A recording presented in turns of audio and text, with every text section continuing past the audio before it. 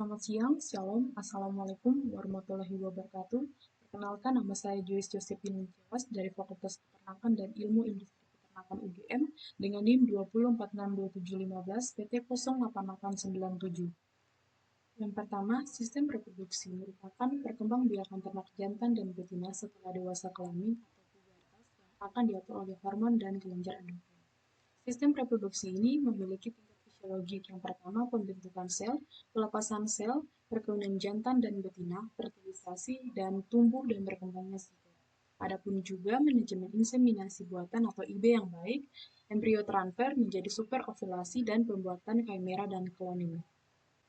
Yang kedua, sistem reproduksi betina yang terdiri dari ovum. Ovum terdapat dua buah, yaitu kanan dan kiri, terletak di dalam pelvis yang berfungsi reproduksi sebagai penghasilan sel telur dan endokrin sebagai penghasilan hormon estrogen, progesteron, dan relaksin. Ovidak merupakan saluran reproduksi yang berkilo-kilo kecil, memanjang, dan terdapat sepasang. Ovidak dibagi menjadi tiga, yaitu infundibulum, ampula, dan isthmus. Kemudian serviks, uterus merupakan saluran reproduksi yang diperlukan untuk penerimaan sel telur yang telah dibuahi oleh nutrisi dan perlindungan fetus.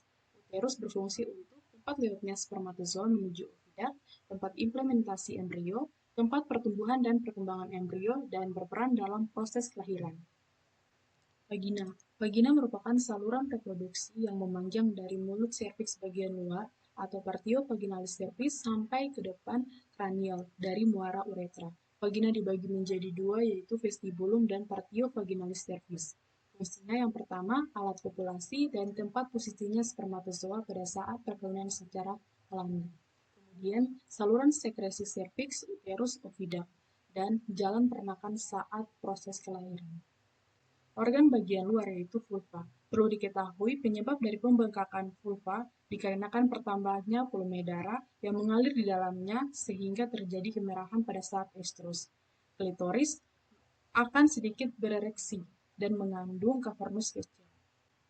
Yang ketiga, sistem reproduksi jantan yang terdiri dari epididymis dibagi menjadi tiga, yaitu caput epididymis, corpus epididymis, dan cauda epididymis yang berfungsi sebagai transfer sperma, tempat pemadatan sperma, tempat pemasakan sperma, dan tempat penimbunan sperma. Kemudian ductus deferens, uretra, yaitu berfungsi sebagai penyaluran urin dan sperma yang menurut letak dan bentuk dibagi menjadi tiga, yaitu pars pelvis, pars bulboretralis, dan pars penis. Sistem reproduksi jantan juga terdapat kelenjar kelamin tambahan, yaitu kelenjar versicularis, kelenjar prostat, kelenjar bulboretralis, ductus. Kemudian organ bagian luar yaitu penis dan preputium. Penis merupakan kopulasi hewan ternak jantan yang berbentuk silindris memanjang, kemudian bersifat fibroelastik. Yang keempat, hipotalamus dibagi menjadi dua, yaitu mamillary media dan yang kedua paraventrikel dan superoptic nuclei. Secara kimia, hormon reproduksi dibagi menjadi peptidae, protein hormon, dan steroid. Yang kelima, hipofisis yang terdiri dari anterior atau neurohipofisis yang terdapat pars distal dan pars tuberalis. Kemudian posterior atau neurohipofisis yang terdapat pars intermedia yang dibagi menjadi kromopop dan kromopil. Yang keenam, hubungan hipotalamus, hipofisis, dan gonad, yaitu mekanisme umpan balik pelepasan hormon reproduksi pada hewan betina. Untuk rangsangan, hipotalamus dibagi menjadi dua, yaitu adenosin hipofisis dan neurohipofisis yang di dalamnya terdapat kelenjar. Kemudian mekanisme umpan balik pelepasan hormon reproduksi pada hewan jantan dimulai dari hipotalamus yang terdiri dari adenosin hipofisis yang di dalamnya terdapat kelenjar FSH dan LH.